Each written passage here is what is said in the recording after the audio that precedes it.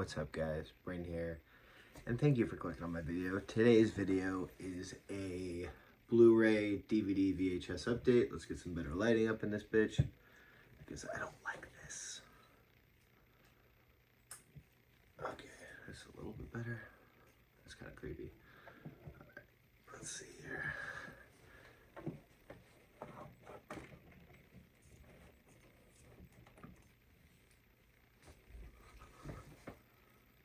That's better, but now I'm blind. That's better. What's up, guys? So I have a massive Blu-ray haul here. As you guys can see, I haven't done one in a long time, and if I brought out everything since my last update, there'd probably be like 2 stacks here. But this goes back to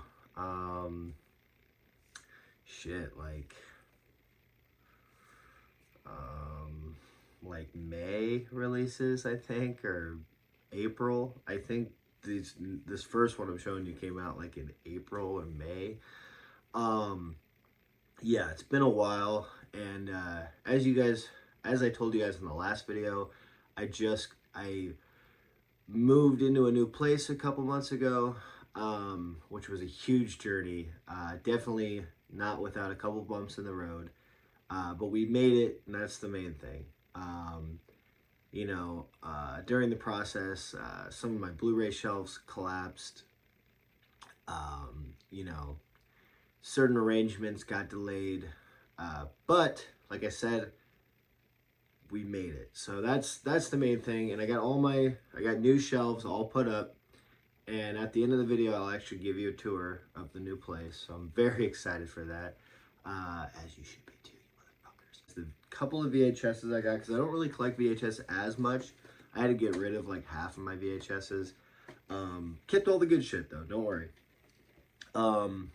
But I figured I will show you guys 3 VHSs that I picked up recently, and they're all 3 anime, popular anime. I mean, this is more like, I think of this more as like American, even though I know it's not, but this shit has been so Americanized out of all the animes. I mean, it's just very popular stuff. We got Dragon Ball Z VHS. I love that with, I think is that Kid Buu? No, it's not Kid Buu. Teen Buu? I don't know what the fuck. I know it's a version of Majin Buu. I forgot which one this is. I'm not like, I love Dragon Ball Z, but I've only really seen the first 4 seasons. I think this is much later in the show. But yeah, I love that cover artwork.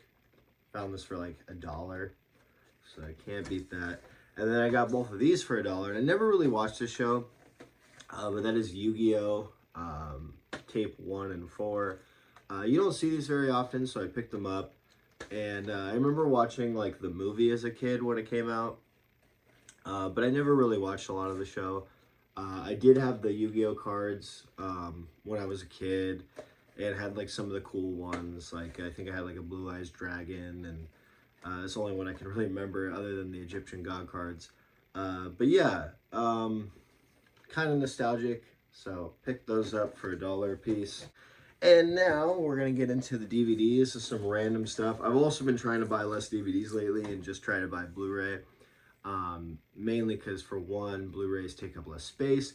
And I feel like in the long run, I'm going to be taking more Blu-rays wherever I go in the future. Which I'll be here for a while, I think. I think we'll live here at least for a few years, if not longer.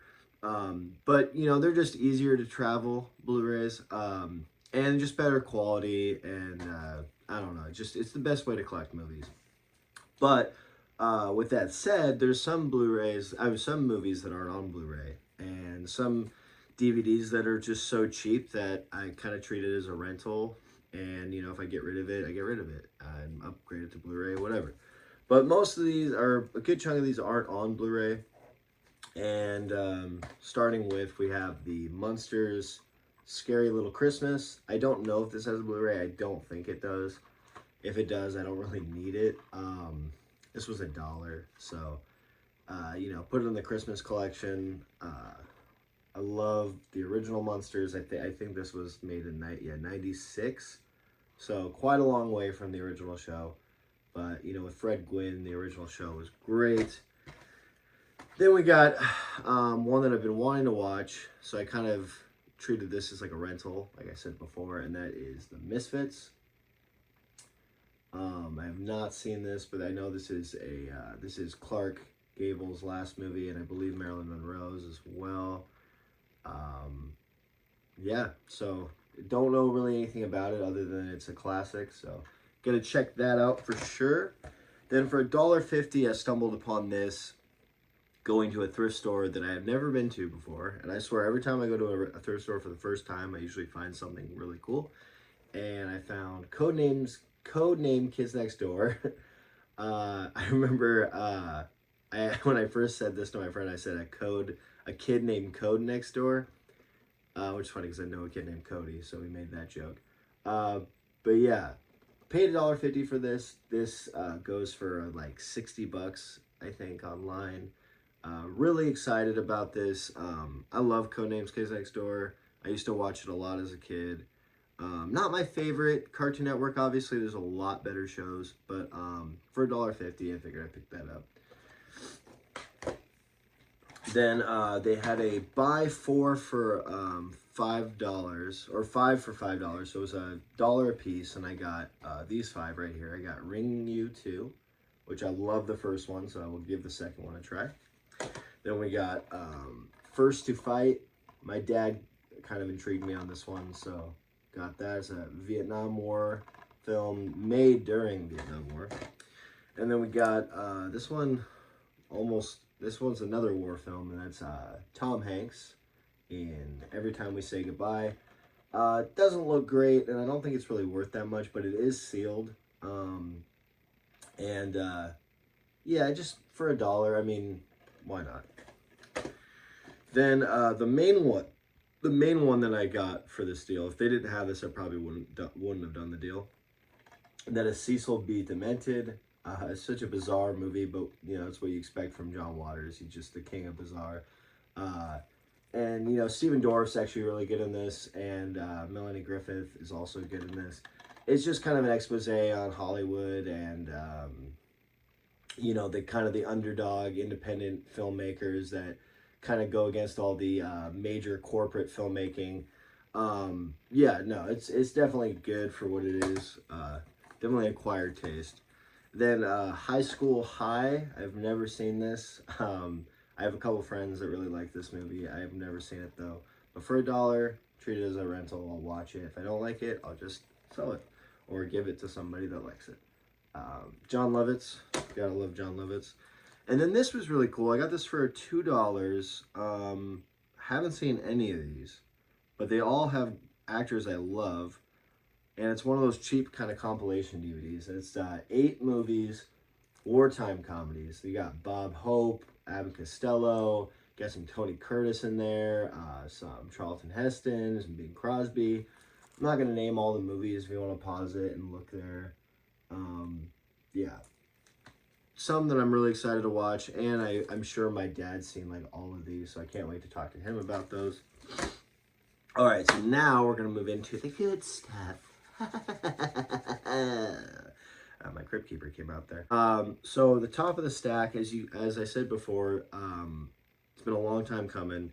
This first title is from, I believe, May.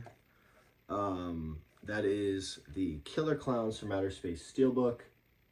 I love this movie. I remember as a kid being like one of the only kids in my school that had seen this. You know, and then I got older and, you know, YouTube and everything, and I saw the community of people that did love this movie.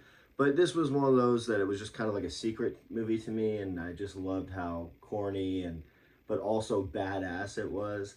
Love the look of the clowns. I think the Chiodo brothers did a great job on the artwork. I mean, on the effects. The artwork on the steelbook's really cool too, though. And yeah, just really awesome release. Everything you want in a campy 80s horror comedy. I mean, what can I say? It's Killer Clowns from Outer Space, baby. Gotta love it. Next off, we have one of my favorite movies of all time, and it looks beautiful in 4K. Got the slipcover, which I was really happy, and that is The Crow. This also came out, I believe, the same month as Killer Clowns. the new remake is right around the corner, and I'm gonna see it mainly because I have AMC A-list, so gonna take advantage of that. But yeah, Brandon Lee is the Crow. You can't really replace him. I mean, they've tried so many times. He was just born to play this role, and it's a cemented legacy you just can't fuck with. But I do love Bill Skarsgård, so I'm willing to check it out. Next off, we have American Graffiti. I haven't seen this in a long time. Kind of like an American Dream movie, generational type movie like Fast Times and Dazed and Confused. Kind of like the OG. Can't wait to watch this again. I love these slipcovers. Pretty cool. So, yeah. George Lucas. Can't wait to watch that again. Next off, we get some random titles in here. We got Teenage Mutant Ninja Turtles 3. I had the first two in separate cases, so I got this one to complete the set. I have actually not seen this one. I know this is the lowest rated of the three, and but a lot of hardcore fans love this one, and I have a buddy that collects the toys. He said the toys go hard for this one, so yeah, can't wait to check that out. Then we got a really cool anthology horror. Kind of like a Dead of Night and Creep Show, horror anthology called Tales from Beyond the Grave. This is from the 70s. It's got a, few people in it like David Warner, Donald Pleasance. Some of the segments are better than others, kind of like a lot of them, kind of hit or miss, but I would say this is a solid outing. I'd definitely check it out if you like 70s horror. This came out in 73, so pretty early one. Definitely check it out. Then we got one that I did not like as a kid because my sister used to make me watch it all the time, and it just got really tiring, and that is Rent. But I love it now. I would give it like a solid 7. I think the first half is better than the second half. The first half's just really fun, and a lot of the music's great, and just kind of like just a little bit more entertaining. Where the second half, I feel like, just tries a little too hard to pull you by the heartstrings, and it serves up more of the drama, which is a little tedious in the second half. 5,000, 2,500, 6,000 minutes. I don't know how it fucking goes.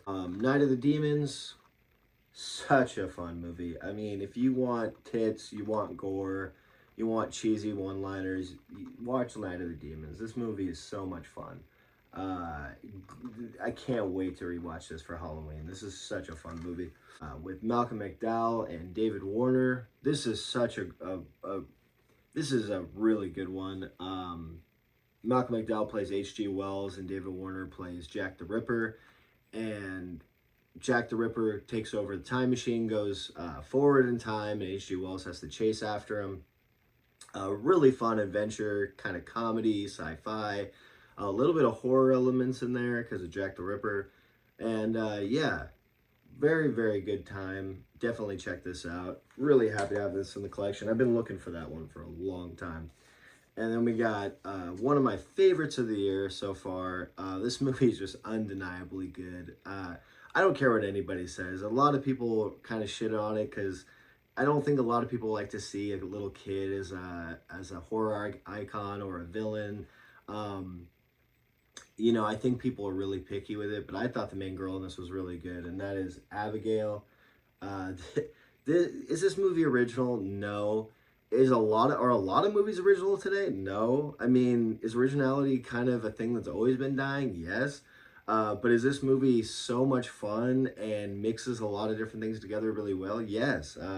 It's got and then there were none, obviously. I mean, they even reference it in the movie background. And like the directors of this also did Ready or Not, and that movie also felt like it had a whodunit background or backdrop rather, and they flex it so well. I mean, they don't really try to make it like a mystery, like, oh, what's gonna happen. Everything's pretty straightforward in their movies, but that also adds to the charm. And the cast in this just works off each other so well. This was Angus Cloud's last movie, and that part is kind of sad.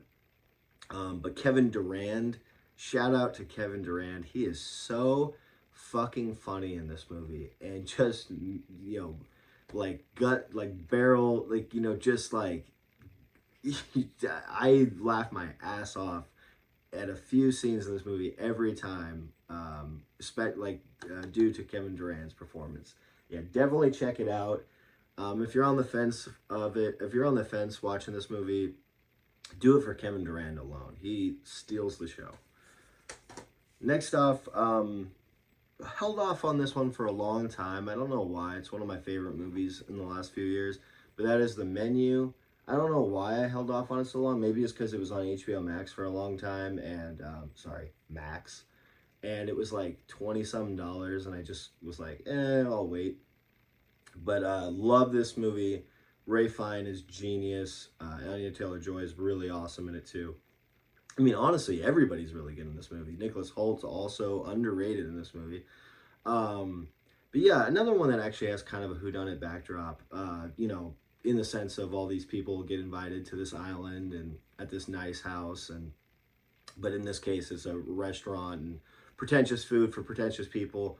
But yeah, I love the concept of this movie, and I think it plays out really nicely and has a great ending. So yeah, definitely check out The Menu if you haven't seen it. I doubt you haven't seen it. It's so popular. Next off, we have one that I've always enjoyed since childhood.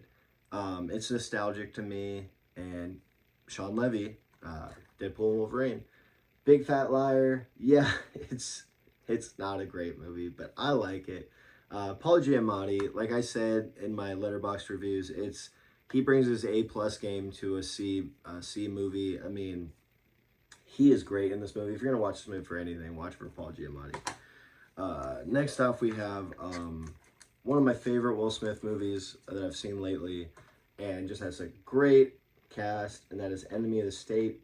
Back when 90s thrillers had a gaggle of comedians in them. I mean, this movie has so many comedic actors like Jamie Kennedy, Jason Lee, Jack Black, and I know I'm missing a few. I was like, how many I think Seth Green is also in this. Yeah, just like, I swear a lot of the alum are like comedic actors. So I thought that was really cool. And it kind of keeps a comedic energy throughout the movie. Next off are two I haven't seen, and that is Rec 1 and 2. Screen Factory releases. Did not come with a third because I got these individually at Value Village for $5 a piece, which usually I don't like buying Blu-rays from thrift stores that much because they're usually overpriced for you know, the quality of the movie. But these I think are worth more than that, and I heard they're both good movies, so can't wait to check those out. Let me know in the comments if you like those or which one's better out of the two. Next off, we have The Running Man. Yeah, come on, chase me, I'm running. Love this movie. You know, I just love Arnold Schwarzenegger in general, so happy to pick this up. I'm not going to buy all of his movies. I definitely want to have most of his movies on Blu-ray, but I saw, when I was at Half Price Books yesterday, they had Collateral Damage for $5, and I almost pulled the trigger because I'm trying to complete his movies in a sense. But that's one of his worst movies, in my opinion, and I didn't really want to do it. If I found it for like $2 maybe, but $5 I just couldn't do it. But yeah, Running Man, definitely glad to have this in the collection. Next off, we got RoboCop 2. Haven't seen this in a while. I remember not having the best experience with it because I'm just such a huge fan of the first one. But I'll definitely give it another try. And, you know, I think I paid like $10 for the Screen Factory Blu-ray. I know the 4K just came out. I don't need it. Excited to check this out again. I love Tom Noonan. He plays the villain, so excited for that. Next off, we got an undeniably fun movie, and that is Independence Day. I think it delivers everything it needs to when it comes to being a blockbuster alien film. I mean, what else more do you want? It covers all the ground. It has a great cast. So Randy Quaid steals the show. Next off, we have one of my all-time favorite movies of lately, and of this year, probably of 2023, and that is The Holdovers. What a throwback! This movie is a time machine. It feels like it was made in the 70s. I know everybody says that, but it's true. Paul Giamatti is incredible. This kid is also really good. She is awesome. Yeah, definitely check it out if you haven't. Alexander Payne is a genius. I'm really glad to see him direct movies like this again. And yeah, just the chemistry between them, and the way the story plays out at the end, I just loved it. Really great movie, such a feel-good movie too. Next off, we got Waiting for Guffman and Best in Show. Love Christopher Guest. Glad to have these finally. Now all I'm missing is For Your Consideration, but it's only on DVD, so I might just wait till that drops on Blu-ray. But yeah, love these. I mean, I actually haven't seen this in a long time, like since I was a kid, so I barely remember it. So when I watch it, it'll basically feel like watching it for the first time. But really excited to watch it. And Best in Show, I mean, it's just a genius film. It's so funny. Love the improv humor. You can definitely tell Larry David took a lot of inspiration from Christopher Guest with Curb Your Enthusiasm. And if not directly, it's very similar. Yeah, he's always got a great cast. Gotta love Christopher Guest. He always works with the same people too. I love to see that. And then next we got Play Misty. Almost said Play Misty with Me. Play Misty for Me. Clint Eastwood horror thriller. Kind of like the original Fatal Attraction. Very good. Underrated in a lot of ways. Even Clint Eastwood's performance, I think, yeah, he kind of does the same kind of thing he does a lot of the time, but I mean, he's always believable. I mean, he's one of those actors that can be saying a lot, but it fits every movie he's in. And especially in this one. Plus, he directed it, so that's pretty impressive. And is her name Julia Walter? Is that her name? Jessica Walter, my bad. Passed away recently, like the last few years. I actually believe the first time I watched this was like a couple days before she passed. So that's kind of weird. But yeah, definitely a good one and ahead of its time with the thrills. I mean, this one actually kind of got me a little bit in one part. So yeah, definitely check it out. Play Misty for Me, not with me. Next off, we got Scooby-Doo on Zombie Island and Return to Zombie Island. This one sucked.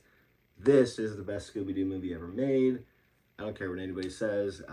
Over the live actions, over any of the animated films, this is the best one. Just has everything you want out of a Scooby-Doo movie. Beautifully animated. Throws back to the old Scooby-Doo, Where Are You? And brings its own and just tells a great story. Gotta love Zombie Island. Plus the music in that one is fucking awesome too. Next off, we have a one that I haven't seen, and that is Man on Fire. I've heard really good things. Love Denzel. Can't wait for Gladiator 2. I think that looks great. Man on Fire. Can't wait to see it. Dakota Fanning. Then we got one to add to the old Chevy Chase collection, and that is Foul Play. This is a good one. Him and Goldie Hawn actually have good chemistry. Dudley Moore is really fucking awesome in this too. And it's just a good one. It's got a little bit of mystery to it. Yeah, it's a good little comedy. And they also did another one that's called Seems Like Old Times, which I need to get. I think that's only on DVD though, so I might hold off till the Blu-ray. Yeah, definitely check that out if you haven't seen that. And Seems Like Old Times is good too. And then another one I haven't seen. I promise there's not too many of these. I will watch these.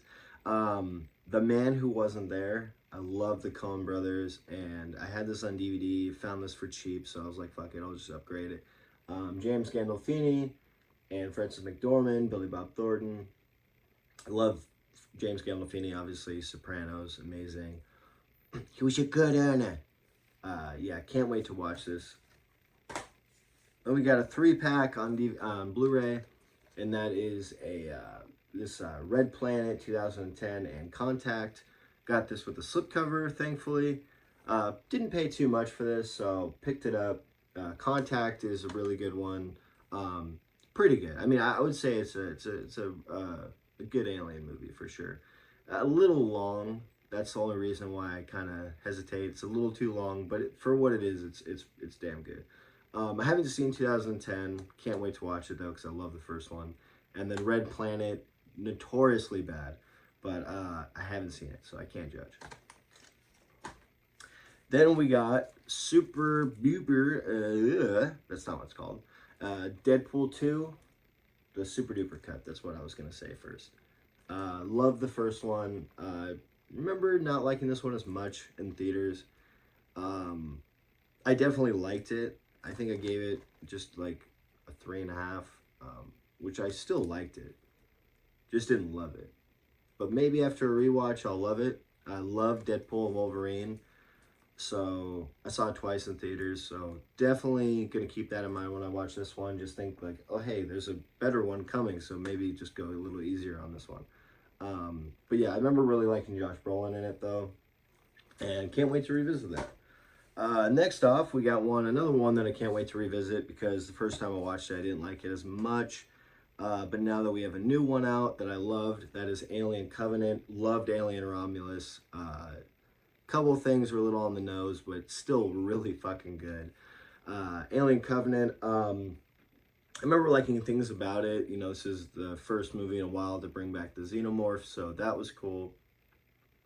I think they just try a little too hard with the exposition with these movies, and setting up the ones to come. I think they just try a little too hard.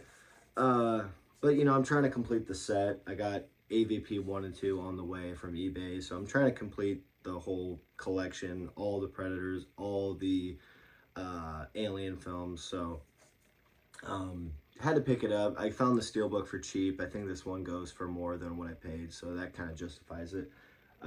Yeah, and like I said, I'm trying to complete the set, so Alien Covenant. Then we got Forbidden Planet. This is a classic. I need to watch it again because I think I got interrupted when I was watching it or something. I don't know, but I couldn't give you a full, honest opinion about it until I rewatch it. But I do remember like the effects being ahead of its time, and Robbie the Robot is awesome.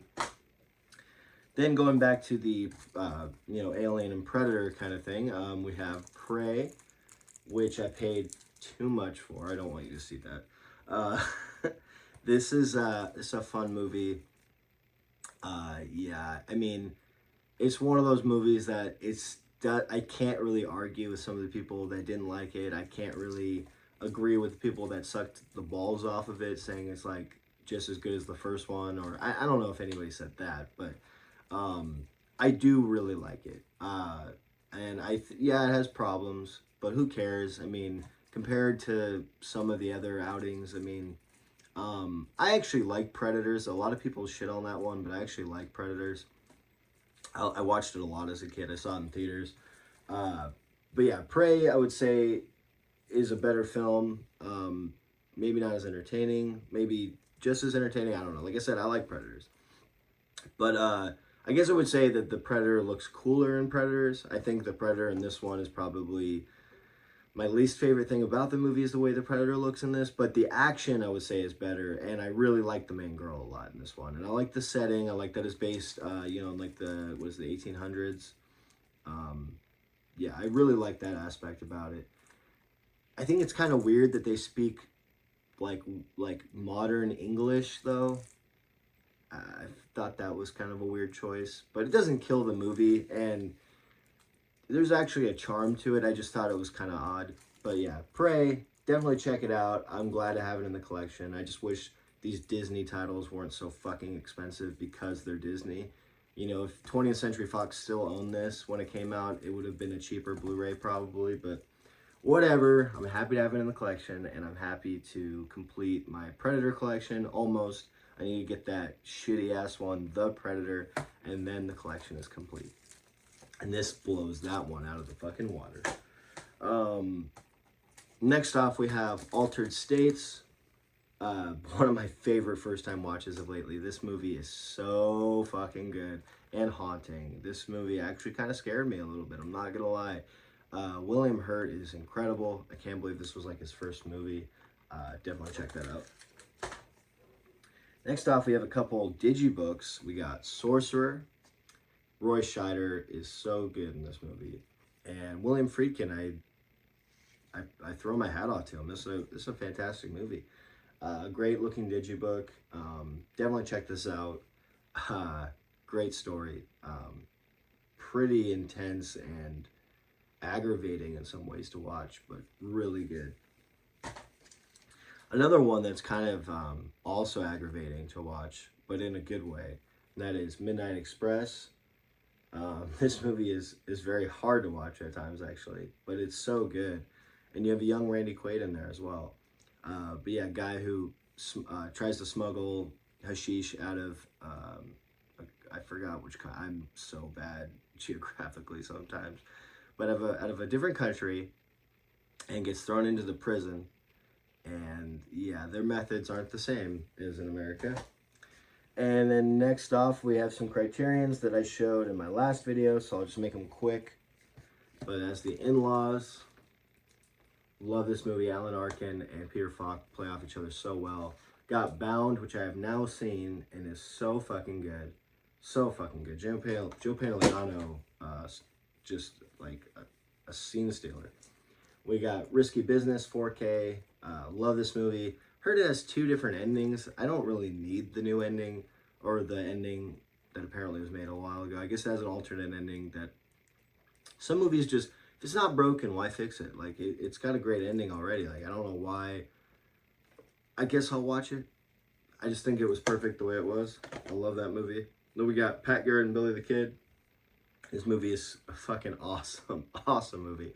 James Coburn, just what a delight. I mean, we're so lucky to have had him in cinema. And yeah, classic Western. Definitely could tell Quentin Tarantino likes this movie. I mean, I just feel like that in general with like Sam Peckinpah and like Sergio Leone. I feel Quentin Tarantino is very similar to them. Brian De Palma. And then last off, we got a couple slipcovers. We got Rango, which I had already, but I didn't have the slipcover. It was $1.50, so I upgraded. Yeah, love this movie. Great animation. Underrated in some ways, honestly. And then we got Wonka with Timothée Chalamet. I fucking enjoyed the fuck out of this movie. Yeah, I mean, Timothée Chalamet really surprised me.